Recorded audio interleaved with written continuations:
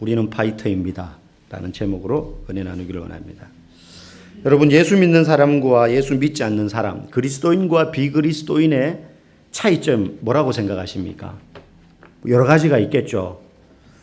주일 되면 교회 다니는 사람은 교회 가서 예배를 드리는데 예수를 믿지 않는 사람은 교회 나오지 않죠.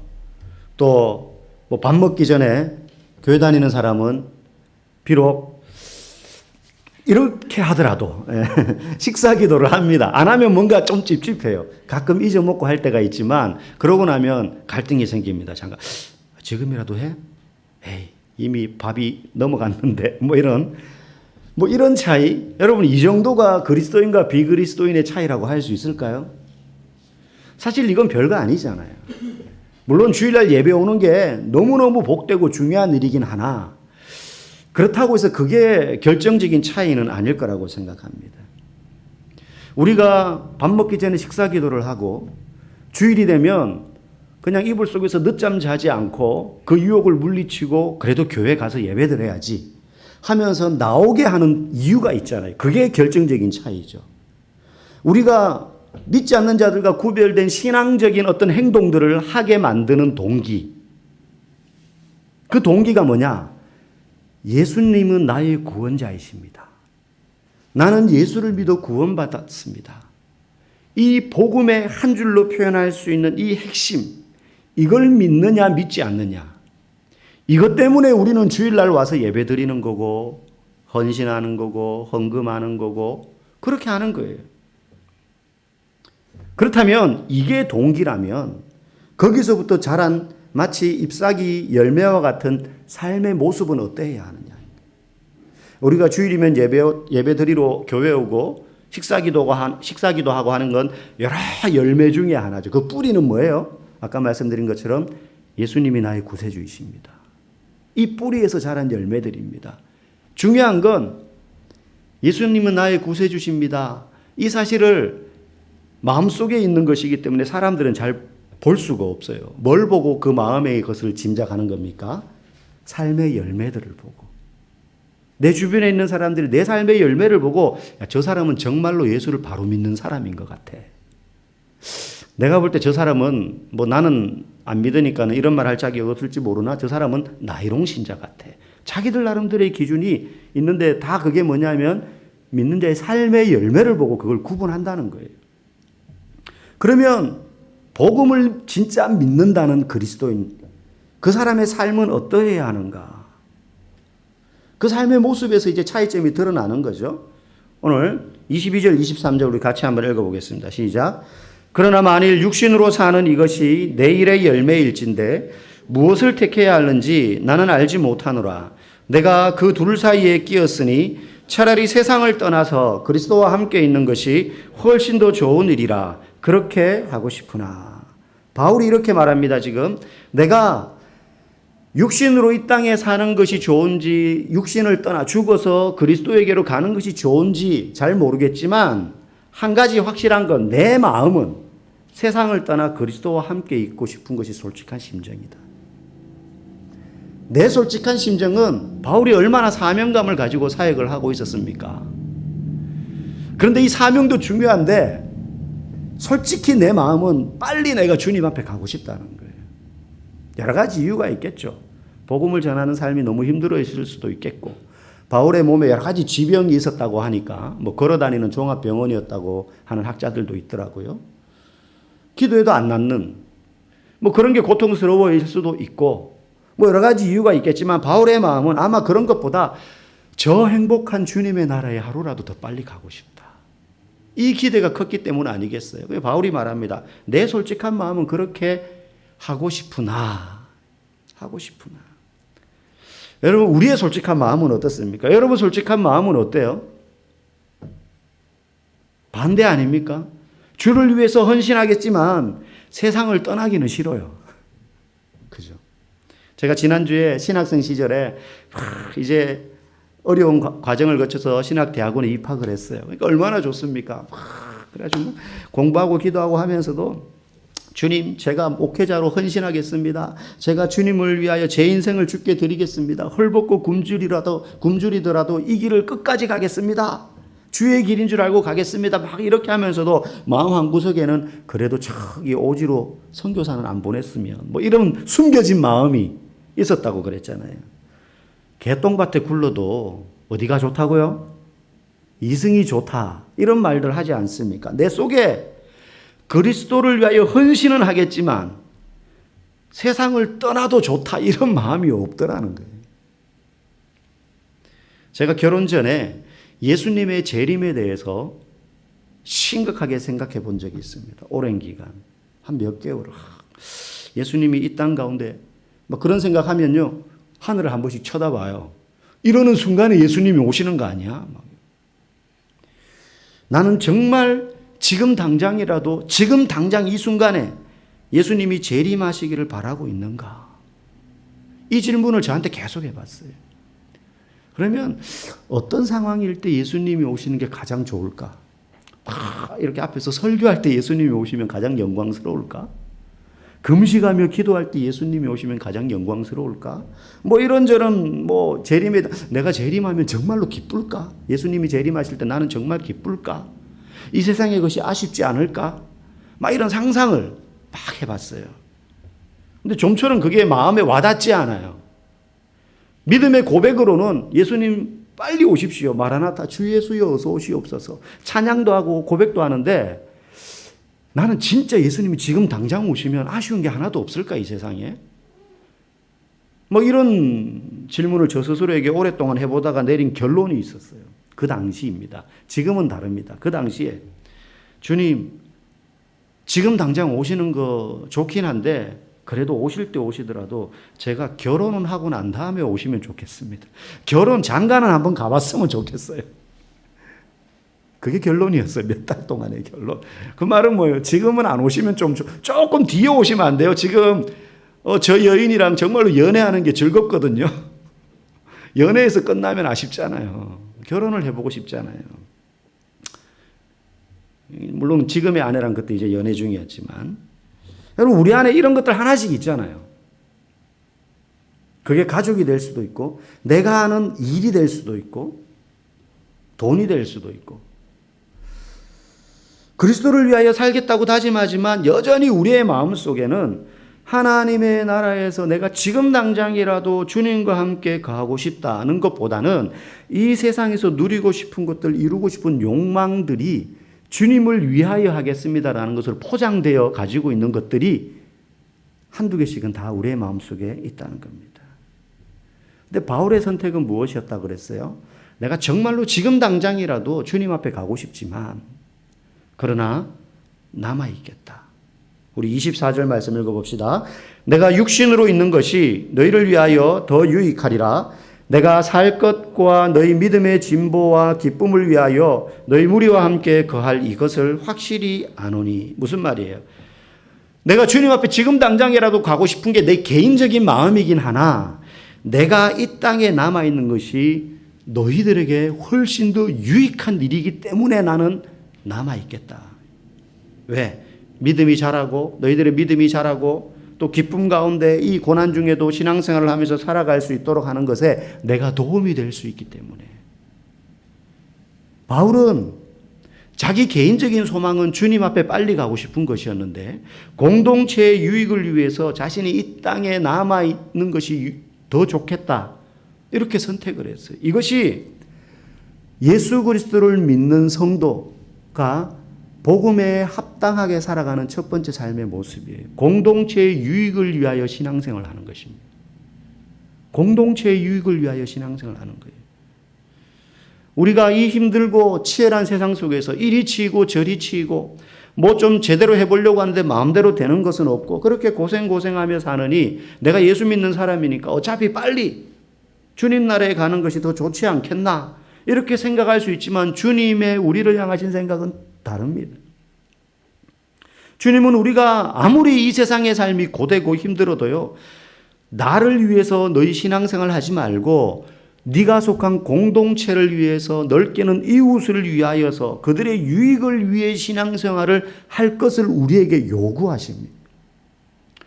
구약성경 열왕기상 19장에 보면 엘리야라는 선지자가 갈멜산이라는 산 꼭대기에서 왕부터 온 나라가 우상을 섬기는 바알과 아세라라는 우상을 섬기는 가운데 850명의 바알과 아세라 우상을 섬기는 그 우상 거짓 선지자들, 그 선지자들과 이 엘리야가 850대 1로 영적 전쟁을 벌여서 승리하는 장면이 나옵니다. 누가 진짜 신이냐? 누가 참된 하나님이냐? 바알이냐? 하나님이냐? 거기서 하나님이 참된 살아계신 분이라는 것을 하늘에서 내리는 불로 증명합니다. 그래서 그 산꼭대기에서 그 우상 숭배하는 선지자들 850명을 다 처단합니다. 그리고 3년 동안 내리지 않던 그 비가 하늘에서부터 내리기 시작합니다. 가뭄이 해결되는 거죠. 엄청난 승리를 거두게 되는 거예요. 그러면 다 끝나야 되는 것 아닙니까? 하나님의 이름이 존귀하게 되었잖아요. 엘리야의 사명, 가장 큰 사명 이룬 것 같아요. 근데 거기서 끝나지 않습니다. 악녀인 왕비 이세벨이 내가 이놈의 엘리야를 죽이지 않으면 내가 잠을 못 자겠다. 그러면서 눈을 부릅뜨고 죽이려고 하니까 엘리야가 겁이 나서 다시 도망을 갑니다. 도망을 가다가 광야까지 들어가요. 거기서 엘리야가 펄썩 쓰러지면서 하나님께 하는 말이 나옵니다. 우리 같이 한번 읽어봅시다. 화면 보시면서. 스스로 광야로 들어가 하룻길쯤 행하고 한 로뎀나무 아래 앉아서 죽기를 구하여 가로되 여호와여 넉넉하오니 지금 내 생명을 취하옵소서. 여호와여 넉넉하오니, 이 말은 주님 내가 할 만큼 했잖아요, 이 말이에요. 누가 봐도 엘리야는 주를 위하여 정말로 자신의 모든 걸 먼지처럼 불태울 만큼 다 쏟았어요. 이제 그만해도 돼라고 누구라도 이야기할 만큼 엘리야는 주를 위하여 자신의 전부를 목숨을 걸고 쏟았어요. 850대 1의 영적인 전쟁을 벌였잖아요. 우리는 비록 그렇게 살지 못, 주를 위하여 모든 것을 다 쏟고 주님 나는 이제 더 이상 한 발자국도 못 가겠습니다. 그렇게 해본 적 비록 없을지 몰라도 엘리야는 그렇지 않았어요. 주를 위하여 다 쏟았거든요. 그래서 이렇게 말하는 거예요. 주님 나 이제 할 만큼 했으니까 나를 이제 데려가십시오. 나를 죽여주십시오. 나 이제 더 이상 힘이 없습니다. 그러면 하나님이 긍휼이 풍성하신 분이라면 그래 엘리야야 네가 이때까지 나를 위해서 어떤 수고를 했는지 안다. 그저 열심히 한 정도가 아니라 매번 목숨을 걸고 너는 나아갔구나. 목숨이 10개라도 모자랄 그럴 위험한 지경에도 엘리야는 하나님의 명령에 순종하여 선지자의 사명을 감당했거든요. 그러니 그래 수고했다. 이제 그만 쉬어라. 내 곁에 와서 쉬어라. 너 그만하면 정말로 애썼어. 그러실 것 같은데 하나님 그러지 않아요. 하나님 어떻게 하시느냐? 그 부탁을 들어주지 않고요. 일단 너 쉬어. 너 너무 스트레스를 많이 받은 것 같아. 그래서 천사를 보내서 먹을 것을 주고 쉬게 하고 잠자게 하고 또 먹을 거 주고 쉬게 하고 잠자게 하고 먹을 거 주고 쉬게 하고 잠자게, 무려 40일을 그렇게 돌보세요. 40일 동안 하나님이 계속 천사를 보내서 케어합니다. 돌보십니다. 그리고는 어떻게 하느냐? 너 푹 쉬었지? 다시 일하러 가. 다시 일하러 가. 결국 사명을 감당하도록 다시 보내요. 왜? 그게 이스라엘 공동체의 유익이 되니까. 너 너무 힘들게 일한 거 아는데 그래도 네가 있어야 이스라엘 백성들이 내게로 돌아오지 않겠니? 만약에 우리가 예수 믿는 이유가 내가 구원받는 것 그게 전부라면, 그게 너무 커서 다 이루었다고 생각한다면 예수님이 굳이 우리에게 승천하시면서 땅끝까지 이르러 내 증인이 되라 이런 말씀 하실 필요도 없어요. 굳이 우리가 이 땅에서 빛과 소금으로 살아가기 위해서 애쓸 필요도 없습니다. 교회 공동체에서 교회 와가지고 굳이 내 시간, 내 물질, 내 몸 사용해가면서 헌신할 필요도 없어요. 왜? 나는 구원받았으니까 다른 사람들이야 믿든지 말든지 어떻게 되든지 그건 내 알 바 아닌 거죠. 그렇게 생각하면 신앙생활하기 얼마나 편할 것 같습니까? 하지만 성경은 어느 한 곳도 구원받은 자에게 그걸로 끝이라고 말하는 것이 없어요. 심지어 그때부터 시작이라고 이야기해요. 구원받고 나면 그때부터 시작이에요. 그때부터 사명. 오히려 그때부터 빛과 소금으로 살아야 돼. 어두운 곳을 밝히는 등불이 되어야 된다. 원수를 사랑해야 된다. 이웃을 섬겨야 된다. 나보다 남을 더 나게 여겨야 된다. 가난한 자를 돕고 우는 자를 위하여 함께 울어줘야 돼.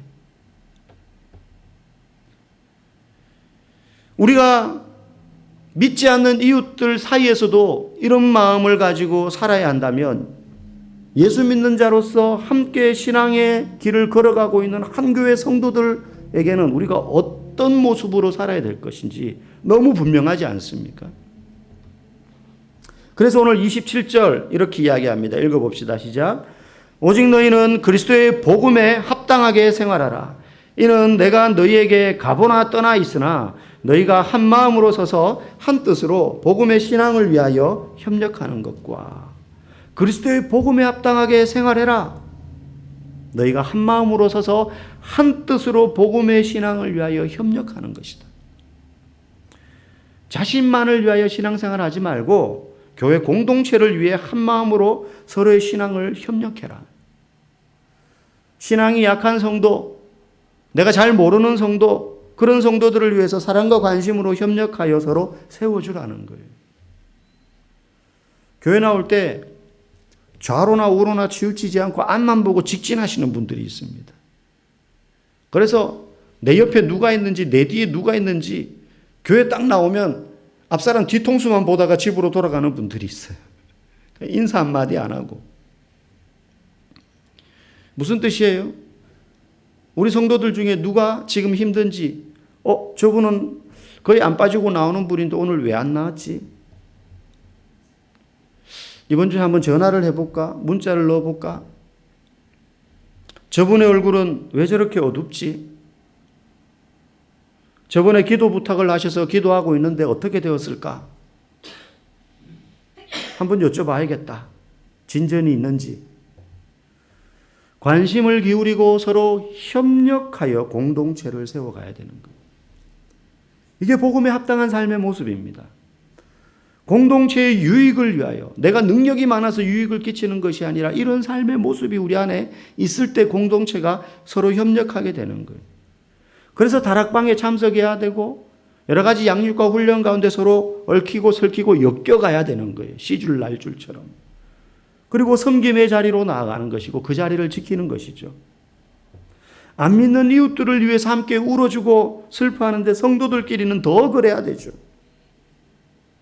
어떤 어려움이 없는지, 내가 도울 수 있는 부분이 무엇인지. 그게 복음에 합당한 삶의 첫 번째 모습입니다. 두 번째로 우리가 복음에 합당한 삶을 살기 위해서 기억해야 될 것이 있습니다. 28절 말씀 읽어보겠습니다. 무슨 일이든지 대적하는 자들 때문에 두려워하지 아니하는 이 일을 듣고자 함이라. 이것이 그들에게는 멸망의 증거요 너희에게는 구원의 증거니 이는 하나님께로부터 난 것이라. 아멘. 복음에 합당한 삶을 산다는 것 두 번째, 무슨 일이 있어도 복음을 대적하는 자들을 두려워하지 않는 것입니다. 당시에는 신앙의 핍박이 있었습니다. 그리스도인이라는 것이 드러나면 어떤 어려움에 처할지도 몰라요. 공동체에서 쫓겨나거나 하던 일들을 못하게 되거나 심지어는 바울처럼 감옥에 붙잡히게 되거나 이런 일들을 당할 수 있는 그런 위협이 늘 신앙생활하는 가운데 있었습니다. 그런데 그런 핍박을 받을지언정 신앙을 버리지 않았어요. 그 당시에는. 근데 요즘은 어떻습니까, 우리? 핍박이 없는데도 스스로 신앙을 버리는 경우가 있어요. 삶의 여러 가지 어려움 때문에. 그런데 엄밀히 말하면요, 내 삶이 어려운 거하고 신앙하고 직접적인 관련이 없을 때가 많아요. 내가 신앙생활을 하는 것 때문에 고난을 당하고 그것 때문에 누명을 쓰거나 오해를 받거나 사기를 당해서 어려움을 당했다면 괜찮아요. 이해가 가죠. 예수 믿다 보니 저런 어려움도 겪는구나. 근데 내가 살면서 당하는 모든 어려움이 신앙 때문에 당하는 어려움은 아니거든요. 어떤 문제로 내 마음이 힘드니까 가장 부담 없는 것부터 버리는 거예요. 여러분 솔직히 우리 그러지 않습니까? 마음이 힘들면 이것저것 신경 쓸 마음의 여유가 없잖아요. 그러니 제일 부담 없는 것부터 버리는 거예요. 그게 1번이 신앙이에요. 신앙. 이게 그리스도인들의 모습이에요. 가장 부담 없이 버릴 수 있는 게 신앙입니다. 돈이 듭니까? 마음이 아픕니까? 오히려 버리면 편한 게 많은 것 같아요. 시간도 더 많이 남아 돌고 해야 될 일도 없어지고 돈도 굳고. 여러분, 암만 힘들다고 자식 버립니까? 아니죠. 돈 버립니까? 이 돈이 너무 많으니까 부담돼 그러면서 여러분 돈 버립니까? 아니요. 돈 버는 게 너무 힘들어. 돈이 좀 없었으면 좋겠어. 그러지 않잖아요. 근데 신앙은 버려요. 버리는데 아무런 부담을 느끼지 않아요. 근데 바울은 삶이 힘들어서가 아니라 신앙 때문에 핍박을 받아도 그것을 두려워하지 않는 것이 오히려 구원받은 증거요, 복음에 합당한 삶을 사는 것이다라고 말합니다. 우리의 믿음의 선진들은 핍박을 받아도 다른 것은 다 버려도 신앙은 버리지 않았어요. 한 발 더 나아가서 세 번째 복음에 합당한 삶을 산다는 것은 우리 29절 말씀 읽어보겠습니다. 그리스도를 위하여 너에게 은혜를 주신 것은 다만 그를 믿을 뿐 아니라 또한 그를 위하여 고난도 받게 하심이라. 아멘. 그리스도를 믿는 것은 우리에게 주신 하나님의 은혜인데 믿는 것은 분명히 은혜죠. 뿐만 아니라 예수 믿는 것 때문에 고난받는데 그것도 은혜라는 거예요. 예수 믿다가 고난받는 것도 은혜다라고 바울이 말해요. 복음에 합당한 삶을 산다는 것은 그 고난을 은혜로 여기는 거라는 거예요. 여러분 이게 이해가 잘 안 가죠. 저도 사실 목회자로서 목회를 하고 성도들에게 성경을 이렇게 가르치다 보면 고난의 문제가 차지하는 분량이 굉장히 많습니다. 왜냐하면 고난 앞에서 성도들의 신앙이 많이 흔들리기 때문이에요. 그래서 여기에 대한 신학과 관련된 책들이 엄청 많아요. 성경에도 많은 부분을 할애하고 있습니다. 그런데도 명확한 답을 찾을 수는 없어요. 그런데 고난이 은혜일 수 있는 수많은 장면들은 성경에 여기저기 많이 있어요. 우리는 보통 쉽게 예수 믿으면 있던 고난도 사라지는 것, 그게 은혜 아니냐라고 생각을 하지만 성경은 그럴 때도 있지만 예수 믿는 것 때문에 고난받는 경우도 참 많다라고 말해요. 근데 그게 은혜라는 거예요. 고난 그러면 성경에서 우리가 첫 번째로 떠올릴 수 있는 사람이 욥 아닙니까? 우리가 아까도 찬양 마지막에 불렀잖아요. 욥의 스토리 여러분 다 아시잖아요. 근데 그 욥의 스토리가 욥기 42장으로 끝나는데 그 42장을 딱 덮으면서 마음에 드는 생각은 머릿속에 이런 단어예요. 욥이 고난을 받았지만 인내하며 견뎠기 때문에 갑절의 복을 받았다. 결국에는. 그러니 우리도 고난 가운데 견디면 하나님이 복을 주신다. 이렇게 생각하지만 사실 이건 욥의 결론이 아니에요. 욥기의 결론이 아니에요.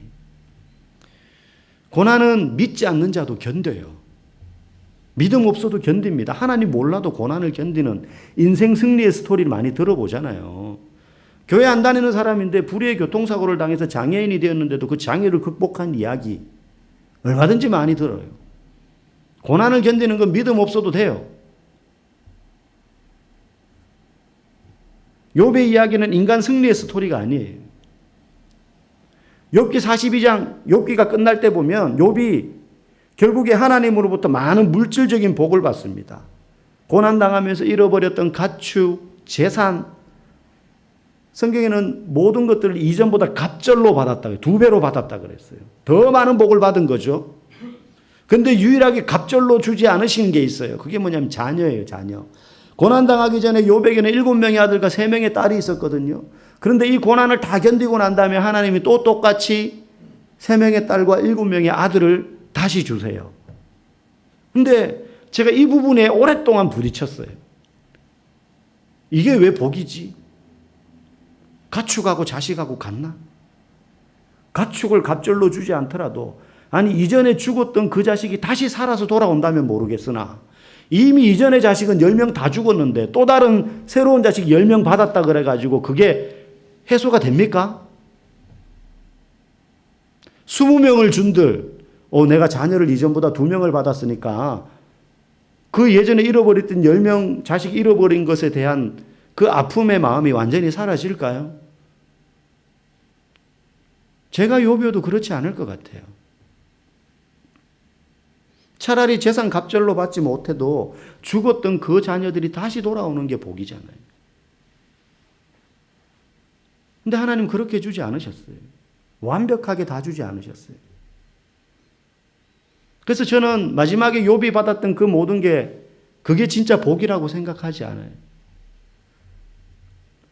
욥이 받은 진짜 복은 따로 있어요. 욥의 입술로 고백을 합니다. 가축이 늘어났다고 해서 자식이 다시 10명이 생겼다고 해서 막 감사하고 그러지 않은데 욥이 고백합니다. 우리 같이 한번 읽어보겠습니다. 42장 5절. 내가 주께 대하여 귀로 듣기만 하였사오나 이제는 눈으로 주를 배움나이다. 아멘. 우리가 아까 찬양했던 부분 아닙니까? 후렴 부분. 내가 봅니다. 주를 봅니다. 귀로 듣기만 하였지만 이제는 주를 봅니다. 고난받기 이전에도 욥은 하나님 잘 믿는 의인이었습니다. 하나님이 인정할 정도였습니다. 그런데 이 참담한 고난의 시간을 지나면서 그는 더 명확히 하나님을 알게 되었다는 거예요. 귀가 아니라 눈으로 보는 하나님, 들어서만 알던 하나님이 아니라 이제 그의 눈으로 목격하는 하나님. 욥의 진짜 복은 스스로 고백하는 것처럼 살아계신 하나님에 대해서 들어서 알던 그 사실을 안 믿었던 건 아니지만 그 하나님을 눈으로 똑똑히 목격한 것인데 그게 뭐 하나님이 이런 형상으로 자기 눈앞에 나타났다는 게 아니라 하나님이 하신 일을 보고 그걸 이 어두운 고난의 터널을 지나면서 이게 진짜 내 복이구나 하는 사실을 깨닫는 재산과 자식은 덤이에요. 덤.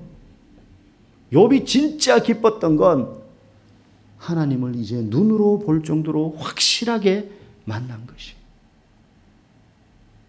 여러분의 인생에 이러한 복이 있기를 주의 이름으로 축원합니다. 하나님이 내 삶 가운데 계시는구나. 어떤 어두운 고난의 터널을 지났는데도 하나님이 지금 내 삶 가운데 동행하고 계시구나. 이걸 깨닫는 자가 그 고난 가운데도 복을 누리는 사람인 줄 믿습니다. 여러분, 메이웨더라는 남자분들은 혹시 복싱 좋아하시는 분들은 플로이드 메이웨더라는 유명한 복싱 선수가 있습니다. 그 복서가 이런 말을 했어요. 좋은 날도 있고 나쁜 날도 있습니다. 하지만 가장 중요한 것은 정신적으로 성장하는 것입니다. 많은 위대한 복서들이 있었지만 이 사람은 아마전적은 뭐 수백 전이 되고요. 프로전적은 50전, 50번 싸웠는데 50승. 단 한 번도 진 적 없어요. 그리고 50번을 싸우는 동안 복싱 역사상 유일무이하게 혼자 5체급의 챔피언이 돼요. 위아래로 5체급. 그 5체급 챔피언을 먹는 동안 한 번도 패한 적이 없어요. 그리고 은퇴를 했어요. 돈 엄청 벌었거든요. 그래서 이 사람 인스타에 보면 막 지폐다발 테이블에 펼쳐놓고 이렇게 막 찍고 이런 거 자기 과시 되게 많아요. 그런데요, 사람들은 그의 그런 모습만 보지만 그는 이렇게 이야기하는 거예요. 내가 복싱을 통해서 얻은 가장 중요한 것, 정신적으로 승리하는, 정신적으로 성장하는 것. 신앙도 이와 같아요. 고난 앞에서 넘어질 때도 있고 실수할 때도 있어요. 좋은 날도 있고 나쁜 날도 있습니다. 그 고난의 시간을 통해 우리가 그리스도를 더욱 닮아가는 것, 이게 가장 중요해요. 그래서 복음에 합당한 삶을 사는 그리스도인이 고난도 내게 은혜구나라고 고백할 수 있는 거예요. 사랑하는 성도 여러분, 오늘 3가지를 말씀드렸습니다. 복음에 합당한 삶을 산다는 것. 첫 번째, 공동체의 유익을 위하여 신앙생활을 하는 것이다. 두 번째는 삶의 어려움 앞에서도 신앙을 포기하지 않는 것이다. 세 번째는 고난 가운데에도 하나님을 더 깊이 알아가는 것이다. 이러한 싸움이 오늘 마지막 30절 말씀 읽어봅시다. 시작. 너희에게도 같은 싸움이 있으니 너희가 내 안에서 본 바요 이제도 내 안에서 듣는 바니라. 여러분, 저와 여러분 모두에게 이런 싸움이 있습니다. 목사에게, 선교사에게만 있는 것이 아닙니다. 싸움으로 따지면 여러분들은 저보다 더 치열한 싸움의 현장에서 사는 겁니다. 일터와 삶의 자리가 얼마나 치열합니까?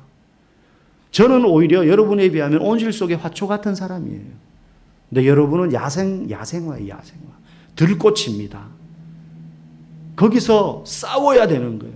그래서 우리는 파이터예요, 파이터. 신앙의 싸움은 1회전, 2회전이 없습니다. 계속해서 싸우는 것입니다. 저와 여러분들이 정말로 그 광야의 한복판에서 비바람을 맞으면서도 꿋꿋이 견뎌내면서 구경꾼이 아니라 링 위에서 마지막까지 서서 그 승리를 쟁취하는 신앙의 파이터로서 복음에 합당한 삶을 승리하며 살아갈 수 있기를 주님의 이름으로 간절히 축복합니다.